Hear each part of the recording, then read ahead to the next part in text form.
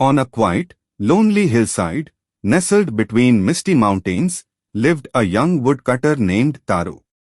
With short black hair and a simple brown kimono tied with a rope, Taro was hard at work, chopping wood in the heart of a lush green forest. His axe swung high, then fell swiftly, splitting logs into neat pieces.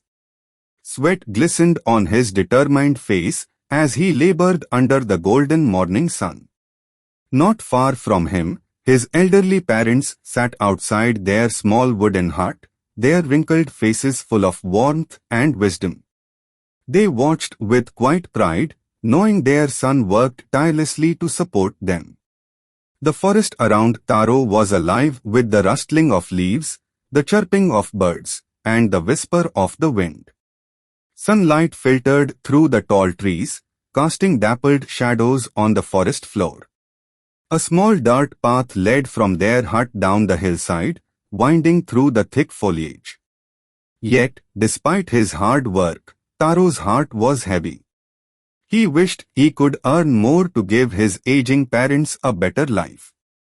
And so, he worked even harder, determined to find a way to bring them happiness. Night had fallen over the lonely hillside. Inside a small wooden hut, Taro and his parents huddled close together, seeking warmth from a tiny flickering fire. Outside, the wind howled, whistling through the cracks in the wooden walls, sending a bitter chill through the air. The old wooden beams creaked as the storm raged on. Taro's father, a frail old man with a white beard, shivered, his hands trembling as he gazed longingly at an empty wooden cup. His eyes, tired and weary, held a simple wish, just one sip of something warm to ease the cold in his bones. Beside him, Taro's mother rubbed her hands together, wrapped in a faded shawl that did little to shield her from the biting cold. She pulled it tighter around her shoulders, her face filled with quiet endurance. Taro, sitting cross-legged near the fire, wore a simple brown kimono, his expression deep in thought. His eyebrows furrowed with worry as he watched his parents suffer. His heart ached. How could he help them? The fire crackled softly, its weak orange glow barely pushing back against the icy blue shadows creeping in from the night outside. Taro knew he had to do something. He had to find a way to bring warmth and comfort to his aging parents. The first rays of golden sunlight peeked through the tall trees, casting long shadows over the forest floor. In the heart of the dense woods, Taro worked tirelessly. Clad in his simple brown kimono, tied with a rope belt, he swung his axe with fierce determination. Each strike echoed through the quiet morning, sending wood chips flying. Sweat glistened on his forehead as he labored, his breathing steady, his arms moving with practiced strength. Nearby, his jacket hung from a tree branch, forgotten in the heat of his effort. The forest was alive, birds soared overhead, singing their morning songs, while a thin mist curled around the towering trees, drifting lazily in the crisp morning air. But Taro's mind was elsewhere. His father's shivering hands, his mother's quiet suffering, the memory burned deep in his heart. I must work harder, he thought. I must earn more for them. And so, he chopped and chopped and chopped, his determination stronger than ever. Little did he know his fate was about to change. Taro paused for a moment, wiping the sweat from his forehead. His arms ached from hours of chopping wood, but something unusual caught his attention. A sound. Not the rustling of leaves. Not the chirping of birds. A faint rushing noise, like flowing water. His eyes widened in surprise. There had never been a river in this part of the forest. Curious, he turned his head and ran toward the sound, his feet moving swiftly over the forest floor, dodging tree roots and fallen leaves. And then, he saw it. Behind a large moss-covered rock, hidden away from sight, lay a small, glistening waterfall. Crystal clear water cascaded gently into a shallow, peaceful pool, shimmering like liquid gold under the warm morning sunlight. The air was fresh and cool, filled with the scent of damp earth and wildflowers. Bright green ferns swayed in the breeze, their delicate leaves catching droplets of water. Kneeling beside the pool, Taro cupped his hands and brought the water to his lips. His eyes widened. It wasn't just water. It was sake.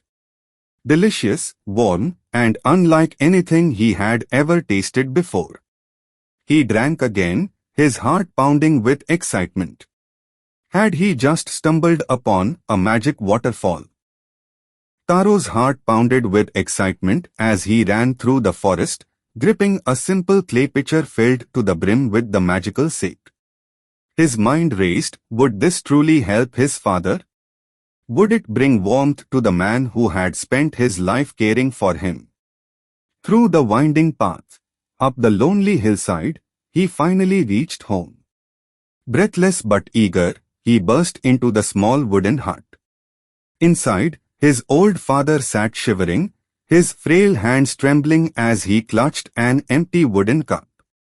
Taro's mother, wrapped in her faded shawl, rubbed her hands together, trying to fight off the cold. Without hesitation, Taro poured the sake into the cup and handed it to his father. The old man took a slow sip. And in an instant, something changed. His eyes lit up. The shivering stopped. Warmth spread through his body, filling him with energy and joy. And then, he did something no one expected. He stood up, smiled, and began to dance. Right there, in the middle of the small hut, Taro's father moved with happiness, his old bones no longer aching. Taro and his mother watched in amazement, laughter bubbling from their lips. The fire flickered brighter, as if sharing in their joy. At last, warmth had returned to their home. Word of the magical sake spread quickly, and soon, a curious neighbor arrived at Taro's small wooden hut. Dressed in a bright floral-patterned kimono, she stepped inside, her eyes filled with curiosity and excitement. She sat on a straw mat as Taro's father, now full of life, offered her a small wooden cup filled with the golden liquid. She lifted the cup to her lips, took a sip, and her face lit up. The taste was unlike anything she had ever known, warm, rich, and full of delight. Behind her, Taro and his mother watched with kind smiles, their faces glowing in the warm flickering light of the fire. Outside the small window, the deep blue night sky stretched endlessly, dotted with twinkling stars. From the wooden beams above, soft lanterns swayed gently, casting a golden glow over the tiny hut. As the woman set down her cup, her eyes gleamed with excitement. This was no ordinary drink, it was something truly special. And soon, the entire village would know its secret. The next morning, word of the magic waterfall had spread across the village. A crowd of villagers, dressed in vibrant kimonos and traditional robes, hurried toward the hidden falls. Excitement buzzed in the air as they clutched pitchers, jars, and buckets of all shapes and sizes, eager to claim the magical sake for themselves. Through the forest they rushed, their voices filled with anticipation and wonder. And then they saw it. The sparkling waterfall, hidden among moss-covered rocks, surrounded by lush greenery and blooming cherry blossom trees. With eager hands, the villagers scooped up the water and drank. But the moment it touched their lips, their faces fell. It was just cold water.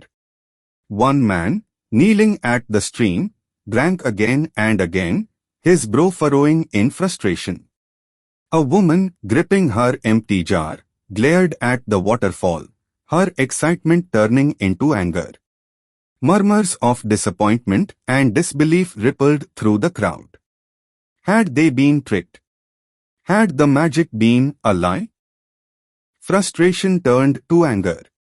The villagers, their faces twisted in disappointment, frowned and shouted, their voices echoing through the forest. Some shook their empty pitchers, demanding answers. One man, dressed in a blue kimono, pointed at the waterfall and yelled in outrage. Where is Taro? They had come for magic, but all they had found was cold, ordinary water. But Taro was smart. He had seen their anger before they saw him, and had quickly slipped behind a large mossy rock nearby. Peeking out cautiously, his heart pounded as he watched the villagers search the area. The forest, bathed in the soft golden glow of sunrise, seemed almost peaceful, a sharp contrast to the muttering, furious crowd.